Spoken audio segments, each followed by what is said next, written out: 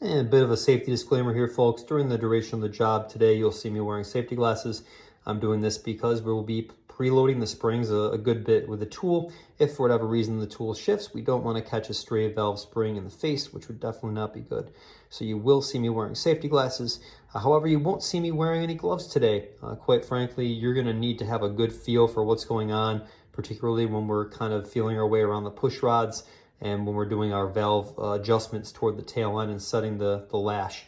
Also, if you are worried about getting your hands dirty and you're working on dirt cars, you probably are in the wrong sport. You should try to sell everything that you have, get involved in something a little bit less dirty, like maybe racing boats or selling used cars in downtown Charlotte. And before we start today's valve spring installation, I'd like to show you some tools that are going to make your life a lot easier. First, and probably the most important, is going to be this adapter fitting right here. This is going to go from your standard air hose. It's going to go right to a spark plug fitting. This is going to pressurize the cylinder while you're working on that particular cylinder and that particular set of valve springs. It's going to keep the valve from dropping down in the cylinder when you take the hardware apart at the top. If you don't do this and you don't have another system in place to keep that valve from dropping in, you got a big problem with a sealed crate motor. So you don't want that to happen. I keep the regulator at 100 PSI on that. I always keep it plugged in and I watch it like a hawk. And that said, I also try and work pretty quick. As soon as the keepers come off, I try and minimize the time that my engine depends on this air fitting alone. You can imagine that any kind of failure here between the compressor, this hose, any of the fittings, and you got a bad day. Here we got a regular old 5/8 Craftsman wrench. I'm going to use this to take apart my the locks on top of our rocker arms there. And I'm also going to need a set of Allen drivers here as well for that. In terms of things I need, I got a box of OEM Chevy valve springs in here. I also have some keepers. You can imagine, again, if we're going through the kind of trouble of doing this job, putting an inferior keeper in there that could potentially fail. It's been maybe heat cycled a zillion times over a new one. It's cheap enough to where you want to do it every couple times. You see an air chuck here, kind of an air hose, I suppose. I use that to blow away any debris, anything that I see on any of the parts. Try and keep a nice clean operation at all times. To prepare me for this work, I've got a tin set up. You can get these at the dollar store. They're awesome. They're great for putting materials kind of aside, even containing fluids. And I've got some paper towels in there to kind of absorb some oil. I've got one on each side of the vehicle so that when I go in here taking things apart, I can easily line them up and put them right up in there in the tray in the order they're disassembled. That way everything stays neat and orderly. So at this point, what I'm going to do is I'm going to get to the disassembly portion of the rocker arms. You will see some impact tools being used for just the disassembly. I will not put anything back together with impact tools.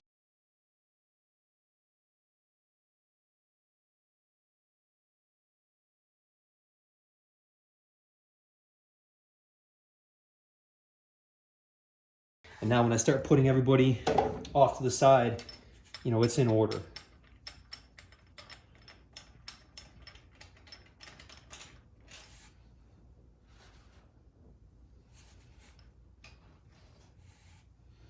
Okay, obvious, we want to make sure we're not dropping anything down into the head.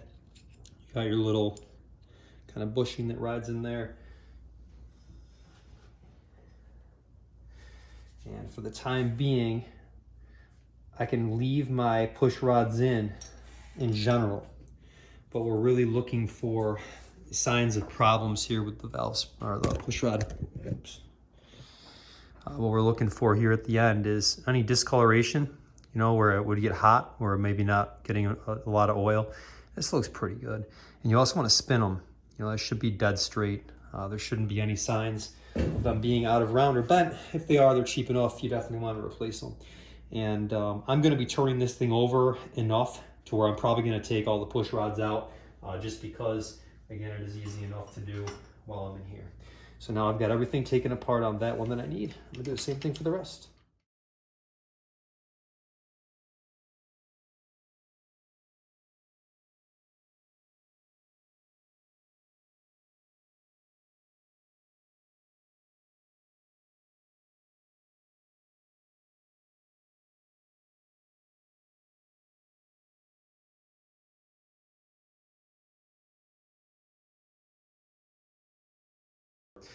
For kind of clarity, all the spark plugs have been removed. The battery has been put on a charger the entire time I'm doing this job. So when it comes time, when I gotta bump that starter, I'm gonna have full juice. So here's our tool for the air feed for the cylinder. And I'm gonna get this threaded in here into the closest cylinder to the camera. And it is also critically important to remember that every time you hook this up, you can only service 2 valves at once. You're doing the exhaust and the intake for that hole. So you can, if you don't think straight, you can get ahead of yourself and start ripping apart the top of the keepers on this side, then drop the valve in. Be very careful. So I make sure this is hand tight. It's a good seal. I have my air line directly under me here, and I am hooking it up. And I got 100 pounds on the other side. You may see the motor jump. Expect that. It's generally healthy. Okay. Next, what you're kind of doing right now is an informal leak down test. We can hear a tiny bit of air kind of bypassing the valve seat in there. In a perfect world, if everything is sealed up, we get no air moving. It's not real for that to happen though. Almost every time I've ever done a job like this on a crate motor, they always hiss a little bit. If you get a ton of air coming out, you probably have some kind of an issue in that cylinder. So we are charged. I'm gonna confirm 100 PSI on my gauge, make sure that my compressor is still hooked up, is on, and we have 100 on the dial. So I'm going to begin by taking my tool and making sure that it is all the way retracted. So I got a ton of room here. Notice there's a little spacer here for the LSM tool. That's an adapter for this particular engine. We do want to keep that in there. It's for the inside diameter of the studs.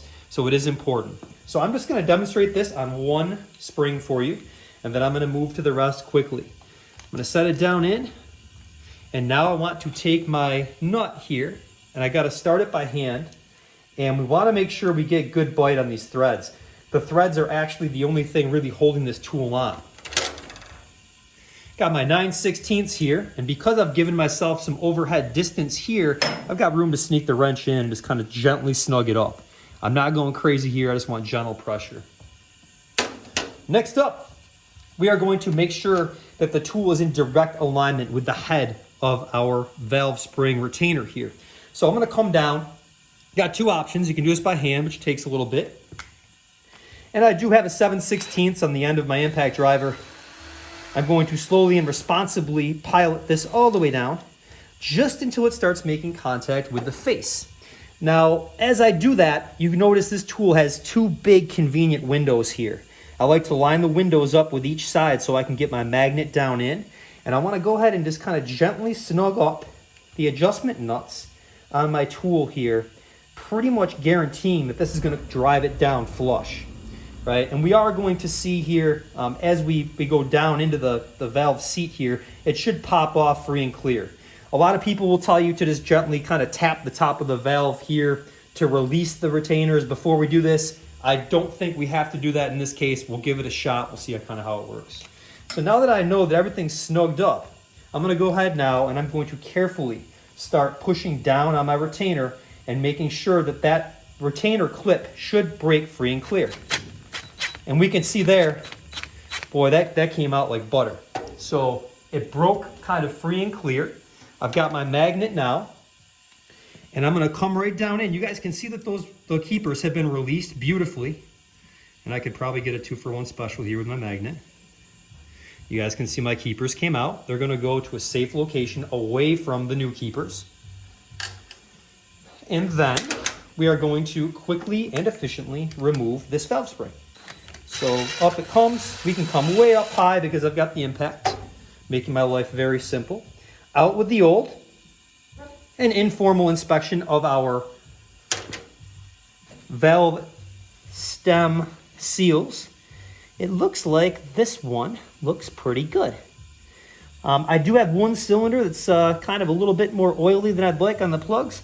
I think I may be replacing those kind of in a future trip in here, but definitely worth a look nonetheless. All right, and now that we've got our new valve spring in and our retainer on top, it is time to compress our spring.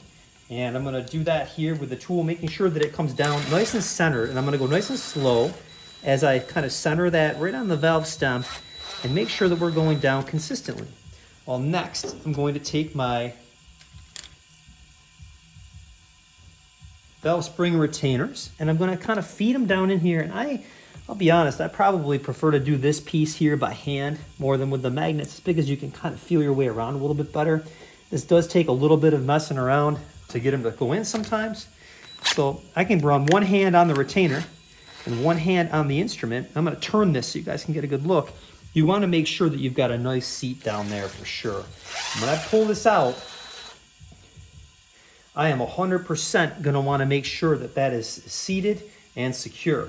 Obviously, and the last step here before I move on from this cylinder, or this valve I should say, not this cylinder, I got a neighbor to do here, is I'm going to do what's called popping the valve with a plastic dead blow here. I'm just going to hit it firmly on top to make sure that it's seated. And you also heard that pop. That tells us that the valve seat has a nice seal all the way around.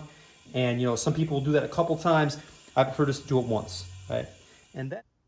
All right, folks, so at this point we have all 16 valve springs replaced, and it's time for what I consider to be likely the most critical part of this installation, and that is setting the valve lash. So the very first thing you're going to see me do here is I'm actually just going to kind of lay in all of the rocker arm assemblies with the push rods. I'm going to do this very, very gently. I'm going to put zero preload on any of these. They're pretty much just going to get set in place and very much finger tight set in. And what I'm going to do is we're going to work. And in the kind of interest of this tutorial video, I'm going to work on the two that you can see really close, and I'm going to get you a zoomed in view of it. But I'm going to work and I'm going to go from the front of the head to the back, and we're going to set each one of these with a fundamental understanding of how a push rod V8 works, along with some very basic tools. So it's really not that difficult. However, it is a critical adjustment. Having the valve set too loose would cause kind of premature failure of your valve train, and as well as having the valve train set too tight could lead to potential, again, premature wear of components, potential engine failure. Everything that's at risk here in this job, it revolves around dropping a valve. There's a lot of ways that can happen. There's a lot of evil things that can go on. If we cross our T's and dot our I's, we should be out of here safe and have a pretty reliable, smooth running engine that makes a decent bit of power. So that said, we're gonna get rolling here. I will let the camera roll as I go ahead and finger assemble everything. This will likely be sped up for you guys, so you don't have to sit here and kind of deal with me going through this.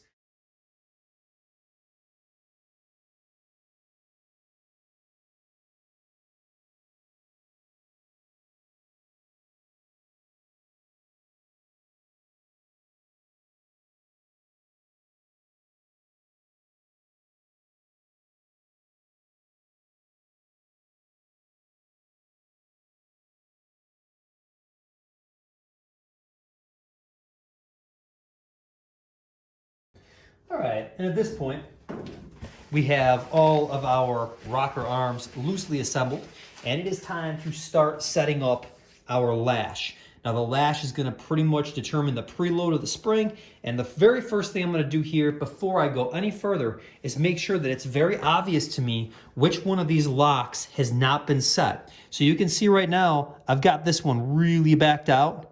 By doing that and really exaggerating it, if I get down the line here and I have any doubt whether or not I've set one of the locks in and set the lash, it's very, very obvious to me at that point. So we want to really make sure that that's something we're doing. Personal kind of deal that I do. Everyone's got their own ways to do this. But it's something I want to do to ensure clarity and make sure that there's absolutely nothing here that's left kind of to confusion if we get into things and we maybe forget what we're doing or where we're at. All right, before we even touch the adjustment for each one of these valves, I want to point out that I'm only going to do this cylinder with you. That's for the purposes of instruction here. I don't want to drag you through every single one of these. These same principles apply everywhere. Now, the very first thing we have to pay attention to is the first one here. This is the exhaust port directly underneath here. I have my intake valve directly next door. Well, fundamental operation of a four-stroke engine tells us that the valves can never both be open at the same time. If that happens, the engine will be fighting itself, which is extraordinarily bad. So all we have to do when we're setting the valve springs here for tension is we have to kind of track what's going on with our push rods. The push rod, when fully extended, is going to push that valve down and open it, right?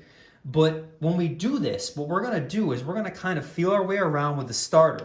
And I'm going to have actually I'm going to do this myself because I can reach around my cockpit with my front chutes out. I'm going to tap that starter until I feel this push rod right here get to the very bottom of the cam. It's a pretty distinguished position. I mean, you can feel it when it gets there. You touch that starter, click, click, click. You wait till it goes to the bottom and bottoms out.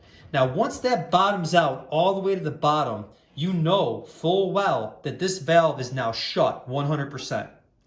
As it does that, and when we get to the bottom of the cam, when we feel it with our fingertip here, a way to really make sure that you are at the flat of the cam on this particular one, when we're going to adjust this valve spring right here, is we want to wait until this one goes to the bottom, and then we're going to wait until the neighboring valve starts to open a tiny bit. Because then we know we have several degrees of rotation in the cam before this one starts to open again. So it's a very common sense approach. I'm going to walk you through it kind of one bit at a time here, and we'll go from there. To begin our valve spring adjustment, the very first thing I'm going to do is make sure these are very much loosely assembled, which they are. I'm going to put my finger on top of the push rod on our valve here in the front, and I'm going to be tapping the starter and feeling this push rod until it gets to the base of the cam, all the way on the bottom. You're going to feel me click the starter a bunch of times. You're going to hear that. Ignition is obviously off. There's no plugs in this vehicle. There's no fuel available, so we shouldn't have any fuel coming out of this thing at all. Make sure we're using a common sense approach to everything that we do. So I'm reaching through here to my cockpit. I'm just going to give it a couple quick clicks. Sometimes this will happen quickly and easily. Other times it may take a few trips around to make sure you get a nice solid grasp of where you're at in the cam. That went way up. I'm going to tip it again. Now I'm way down. And now I can see, as soon as this neighboring cam starts coming up, I know for sure I've got a ton of wiggle room. And it's a very, very tight window we're operating in.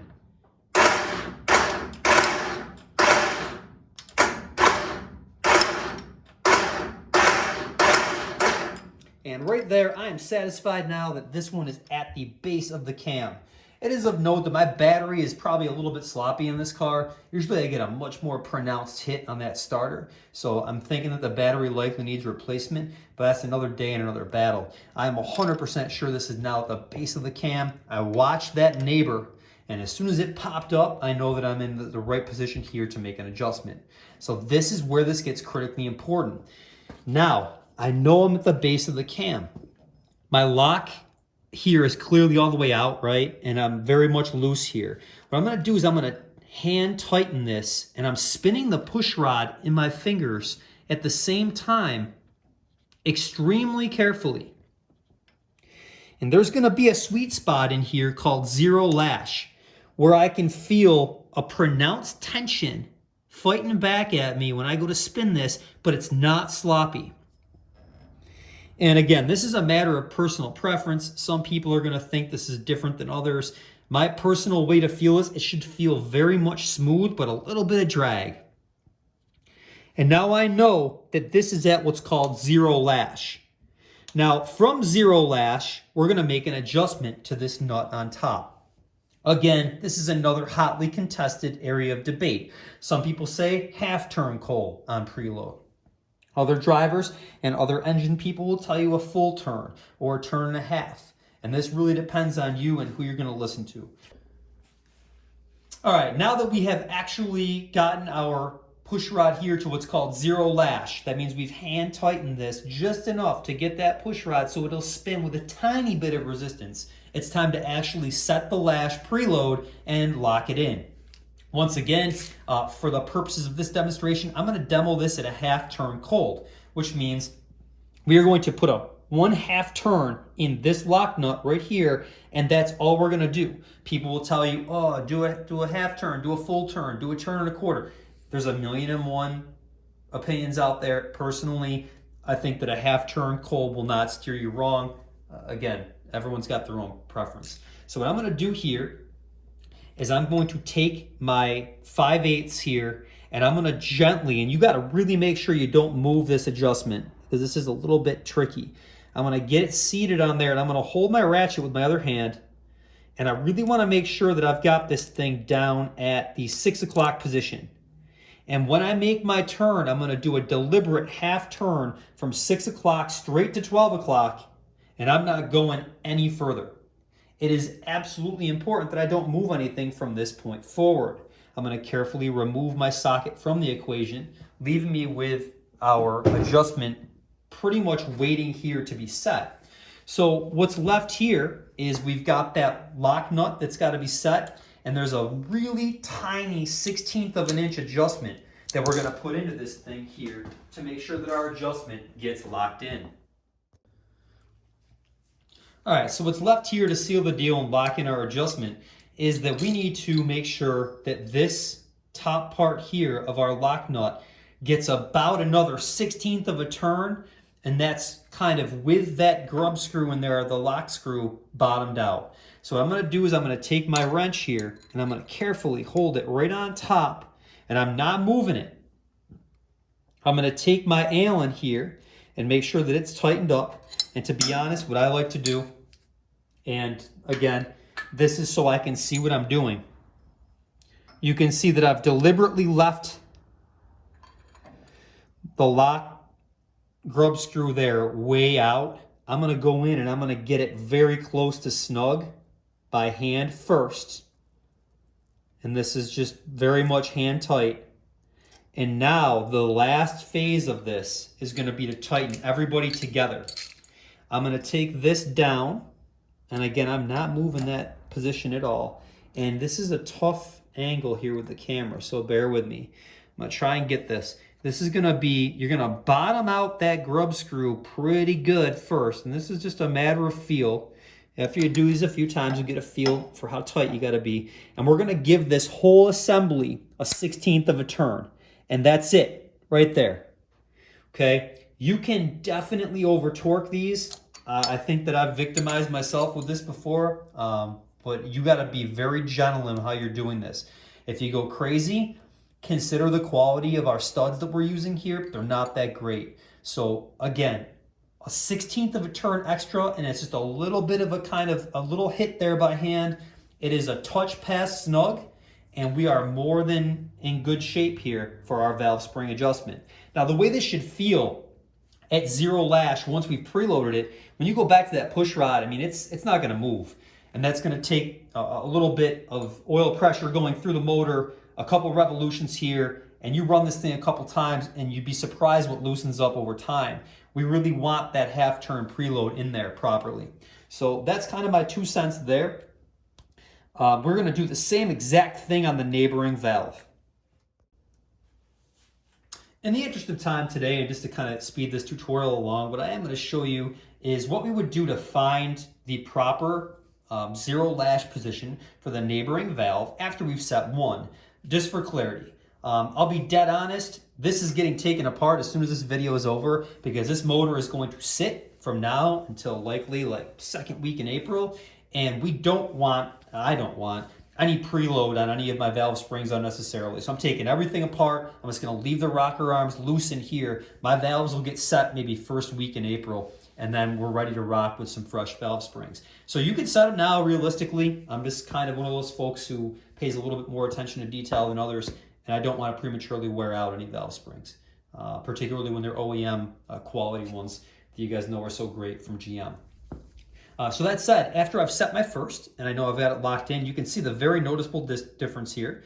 The grub screw for the lock mechanism is down, it's buried. I know that one's good. I can move on to the next one. So I'm going to go ahead and put my finger on top of our push rod, and I'm going to bump this thing over a couple times, and I'm going to be feeling my way to the bottom of that cam. And bear with me here. Little tiny hits. We're up way high. We go down. And I'm watching this neighbor. If that moves a tiny bit up, I know I'm good. I saw it. It shifted a tiny bit. And you can see it now. So we know with this neighboring valve up, this one is at the base of the cam. So I know that I'm ready to set this one. The whole scenario unfolds again. We initially start by setting to 0 lash. We go ahead and finger tighten our lock nut. And I'm just spinning until I feel my 0 lash. And now we are set to lock this adjustment in exactly the way we did with the neighbor. And we're going to do this over and over again for a grand total of 16 valves. So that is how we're going to lock in our valve spring adjustment.